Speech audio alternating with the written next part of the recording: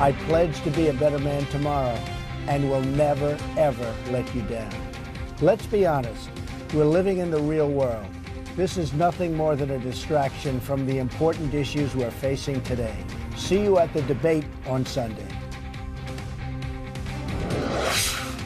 That was Donald Trump apologizing? So how will we see a humble Donald Trump tonight? Here with me in St. Louis at the site of this evening's debate, CNN political commentators Van Jones, a former Obama advisor, Amanda Carpenter, former communications director for Senator Ted Cruz, Patty Sleaze-Doyle, Hillary Clinton's 2008 campaign manager, and Andre Bauer, former lieutenant governor of South Carolina, currently a Trump supporter. Andre, what are we going to hear from Trump at tonight's town hall? Is he going to be contrite, or is he going to go on the attack, you think? I think this is a real opportunity to be a defining moment in this campaign. I think he's got to come out very humbly and say, look, I've made mistakes in my life, and I feel sure that the Hillary Clinton campaign is armed, and they're going to throw other things at me, and you're going to see other things that I don't feel good about. But I can tell you I'm a different man than I was back then today. I have been influenced by the people of this great country as I've traveled, and there are so many people that are reaching down deep to find solutions to real problems that Washington has not fixed in decades, and I really can take a businessman's approach and turn this country around. And he's going to have to show a lot of humility, but it's a real opportunity. I think back to John King asking that opening remark in the debate primary to Newt Gingrich about him asking his wife for what had been alleged open affair or something. I can't remember exactly how it was phrased. And he knocked it out of the park. I think it won the primary in South Carolina for him. It was so powerful. Gingrich was prepared, and he didn't back down. And he went forward, and he went a third time at that and said, boom, boom, boom. And he had his remarks prepared, and he crushed it.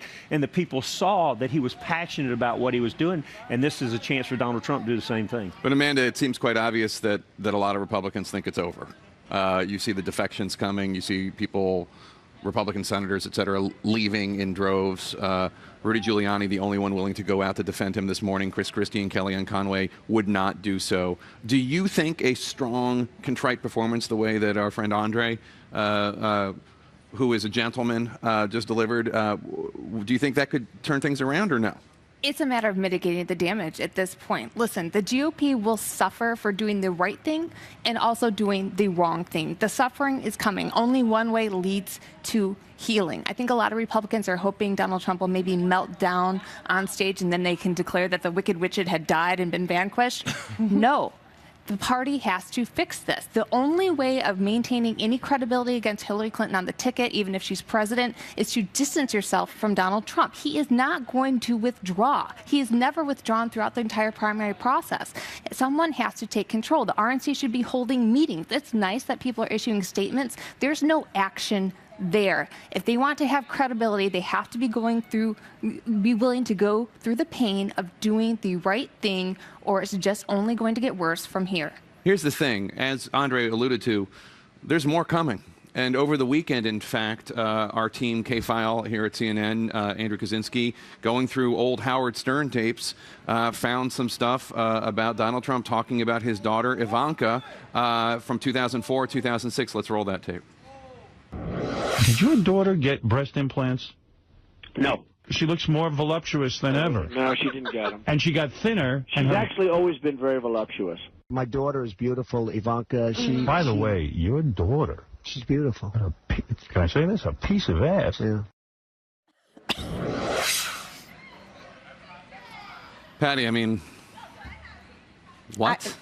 What? I mean, the thing is, like, they're like dads and moms and daughters across America are like, sons. Let's not forget the sons. This is repulsive to everyone. It is not gender neutral. I mean, this is not gender neutral. I want to talk to what Andre said. He could very well have a very strong performance tonight, but it's doubtful. I mean, he has blown 2 opportunities to apologize for this, blown them twice. One with the written statement where he, likened it to locker room banter, and then one in a video where he looked like he was being held hostage, forced to apologize. There was no contrition, there was no remorse. And whether or not he survives this, maybe, but I don't think there's enough time, Jake. There's more and more stories coming out. People are voting as we speak. Right. I don't think there's enough time to overcome this right now. Well, look, this is a shocking kind of moment, I think, for the country, but I just want to say a couple things. First of all, this is the law and order candidate. Let's not forget, this is Mr. Law and Order, who is now on tape confessing to a crime. He's confessing to sexual assault. This isn't locker room talk. The problem isn't the talk. The problem isn't the bad words. The problem is the bad deeds. He's saying that he feels he has the right as a star to sexually assault women. Now, the irony here is this for me. This man came onto the scene politically in New York City attacking 5 innocent black boys, accusing them of what? Sexual assault. That was the central part. Yeah, that's right. I'm sticking up for my country. That's right. He comes onto the scene. He says these 5 boys committed sexual assault. They were innocent. He's never apologized. Then he comes onto the scene and says Mexican immigrants are what? Rapists, sexual assaulters. And it turns out that the sexual assaulter, the super predator, is the man running for president. We have a super predator running for president. His name is Donald Trump. And I want to challenge the media now. Put up the pictures of those 5 young, innocent black boys and Donald Trump and ask America, who is the thug here? Who is the thug? Here's the It's thing. Donald Trump. I expect Bill Clinton to be brought up tonight because Donald Trump is very desperate at this moment in time. And it makes me sad to see a lot of Trump's defenders. I mean, this election has been watching invasion of the political body snatchers. People I have known and respected have gone down a very ugly road. They still have a chance to do the right thing. But if you're going to bring up Bill Clinton, there is a standard. And the standard is that Republicans impeached him and tried to remove him for his transgressions.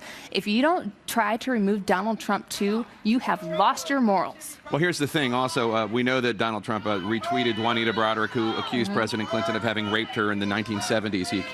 She accused him in 1999 of having done that, including Juanita Broaddrick tweeting, "How many times must it be said? Actions speak louder than words. DT said bad things. HRC threatened me after BC raped me." What is the way to respond, do you think, Patty? Look, I don't think she's going to I don't think she's going to go there. I don't think she's going to respond directly to that. Look, Jake, I'm not going to sit here and defend Bill Clinton's infidelities of the 1990s. They're indefensible. Well, that's I mean, this was a rape also. I mean, the accusation anyway. It's not just an infidelity. Yeah, but Bill Clinton's not on the ballot. He's not on the ballot. And Hillary Clinton was the one who was cheated on. She was the victim. She was the one who was betrayed. Well, I think Juanita Broaddrick would say she was the victim if this happened, not... We don't know what happened. It was never proven that it happened. But Bill Clinton is not on the ballot. And to try and blame the wife for the sins of the husband, for me, for a lot of women out there, it's its own form of sexism. And I just don't think that kind of strategy is going to work, particularly when you're trying to get women to vote for you. All right, we're going to take a very quick break.